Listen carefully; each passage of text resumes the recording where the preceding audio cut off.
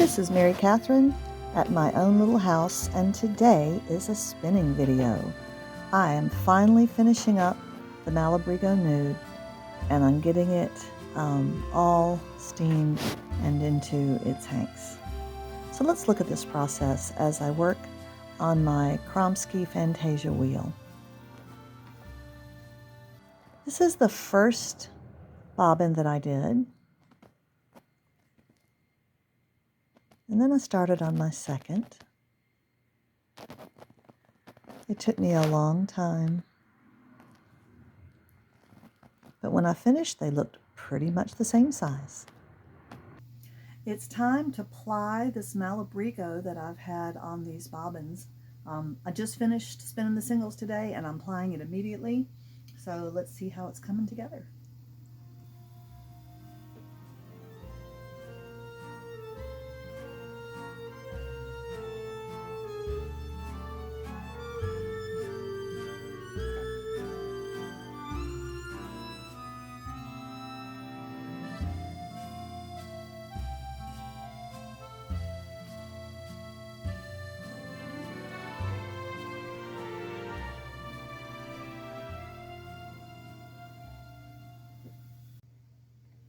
So there it is. It's pastel. I think it's beautiful together. I really like it. I don't want it in the end to look too barber Polish, so I'm hoping the overall effect will be of two blended singles, more like this end and less like that. The flowers are just starting to bloom. We have our first daffodil, and the forsythia bush is just coming out. Hello everybody. Today in the kitchen I am steaming my Malabrigo that I have plied up, and so I can thwack it and dry it and finish it. So let me show you what's going on. This is how I finish up my plied yarn. I just have a steamer and I put the hank off my niddy noddy into the steamer to get it nice and warm, but it won't be wet. It'll just be a little bit moist, easy to dry, but gets really, really hot because steam is actually, I think, hotter than boiling water. Isn't that right? So I steam it for about 20 minutes. So let me start my timer. And about halfway through, I come and just turn it over gently with some tongs.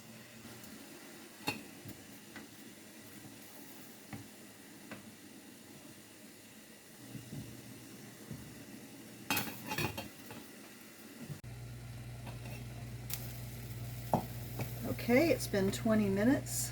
I'm just going to lift this out, and within really just a few seconds it'll be cool enough for me to touch it. So now I can handle it, try to get it where I've tied it. My animals do not like this part. Just rotate it.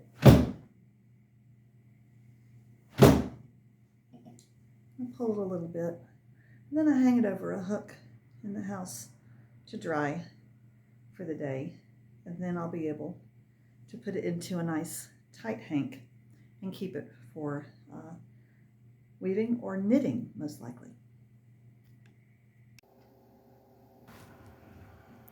I am so pleased with how this came out. This is the first hank, and of course I have to do the second.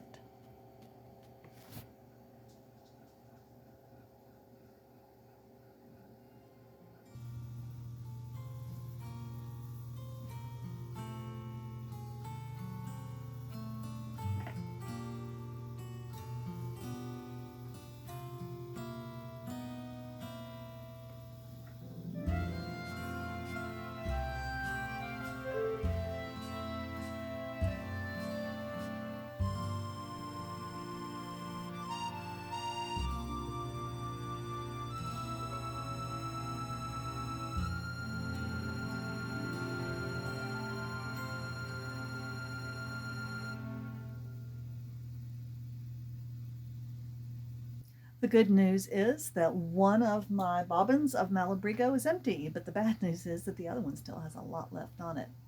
Now you may wonder why when they weighed exactly the same amount when I bought them, I would have so much more left of one than the other.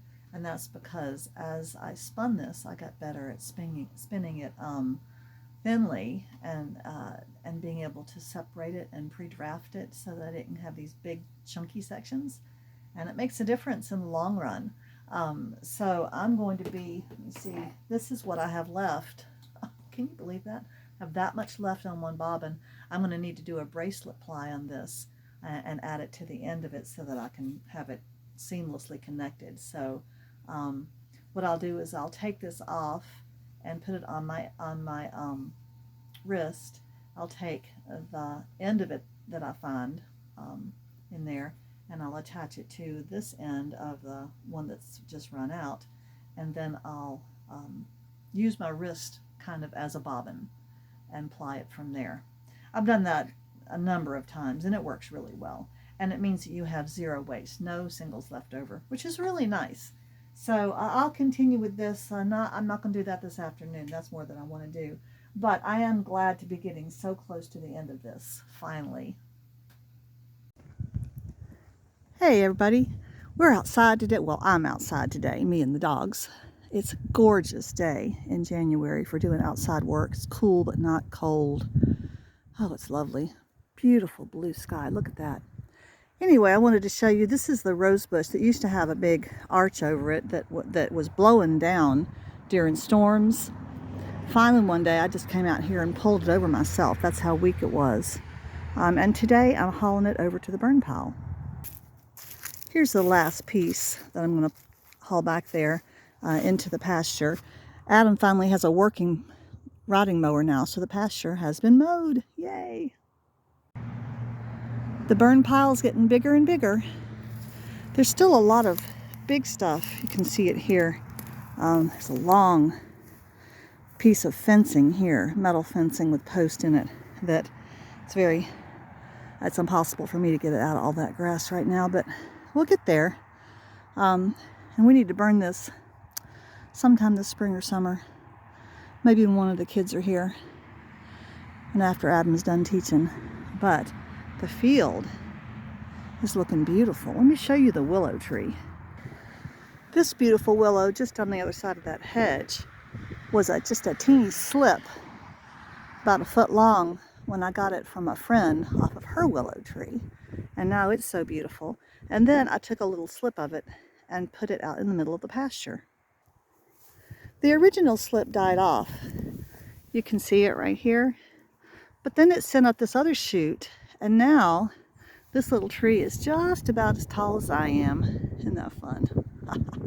Actually, it's taller than I am. And that one will grow this summer. I've got a little something next to it so that it doesn't get mown over. But maybe after this year I can move that little post.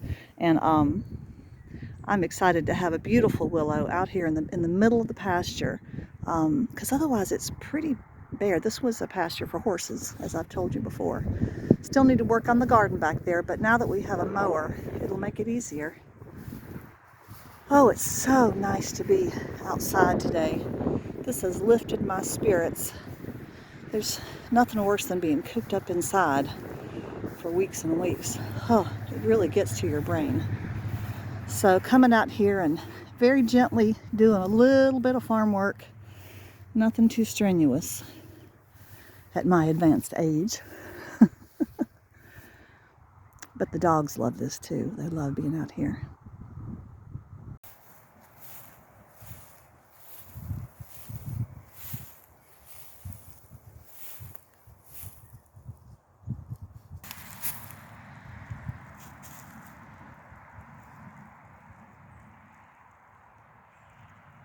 I'm back inside after doing yard work. And I just wanted really quickly to show you what's happening on my spinning wheel. First of all, I did finish the Malabrigo, and here's the first tank. It's now dry, and I think it turned out beautifully. I'm not a huge fan of purple, but this is more mauve, and I love all the rusty gold tones in there. Yeah, that just turned out beautiful. So the second one is drying, And then I think that's what I'm going to, it's so soft. I'm going to make a shawl out of that for myself. I've got this shawl that I knitted, this wool too, ages ago. And I like it. It's not very pretty, but it's great for, you know, dashing outside. I like it around the neck like this. I like the long points, but I'm going to use Kate Jackson's pattern for the next one, and I think it'll be very pretty. So now the spinning wheel is available, and let me show you real quickly how some of these colors are doing. I started spinning, this is the second lichen bath. The first one was very dark, so this was the second one that was a little bit lighter. I have a good bit of it. This is the pecan shells, okay, and so I'm using it too. I'm going to use everything at some point, but I'm starting with these three. And then this was that third onion bath that is such a pale yellow, and I think now it might be my favorite. It is just such a beautiful pale yellow. I also have some avocado that I have got into these Rolags. I have bags of nice fluffy, cloudy Rolags. And of course, I'm still carding some. But let me, I'll take the camera and show you what it looks like on the bobbin. The light is not really the best. Wish, yeah, that's a little bit better. This is a beautiful orangey yellow, deeper color than what's showing up on the camera. Actually, they're all a bit deeper. This almost looks white. Here is the pecan shell, which I'm really liking. And so what I'm going to do is I'm just doing, you know, about a half of a Rolag in each one, and then moving on to the next color so that they will be kind of color blocked along this. And then when I ply them with the other bobbin, whenever I get around to that, it'll have the same colors. They'll be all blended, but not blended like on carders, more blended, just combined in the plied double. So this is boy, I really like that pecan. It's looking like a pale lavender, isn't it? I may have to do more of those. Okay, so that's it so far.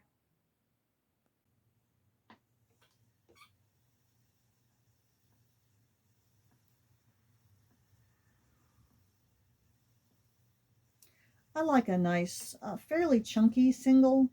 My goal is not to spin as thinly as possible, although that's also beautiful. That's just kind of not my thing. Some of this does get a little thin, and some of it has little thicker sections.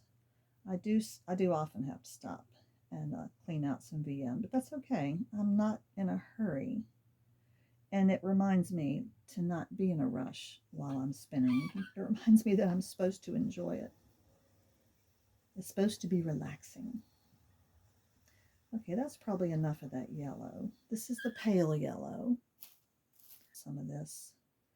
This is the darker lichen. Isn't it just fascinating how such totally different things as lichens and pecan shells, or lichens and onion skins, can go so well together because it all comes from nature.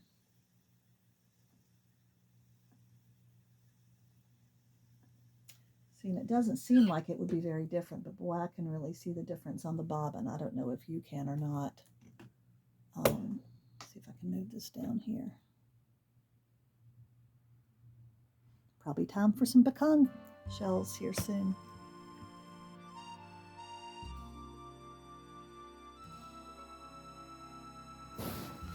The other day I decided to make an apple tart, so I made a pastry crust, cut up 3 Honeycrisp apples, and put some sugar and butter on top, and then I made a little whipping cream with heavy cream. Boy, was that delicious. See you next time. Bye-bye.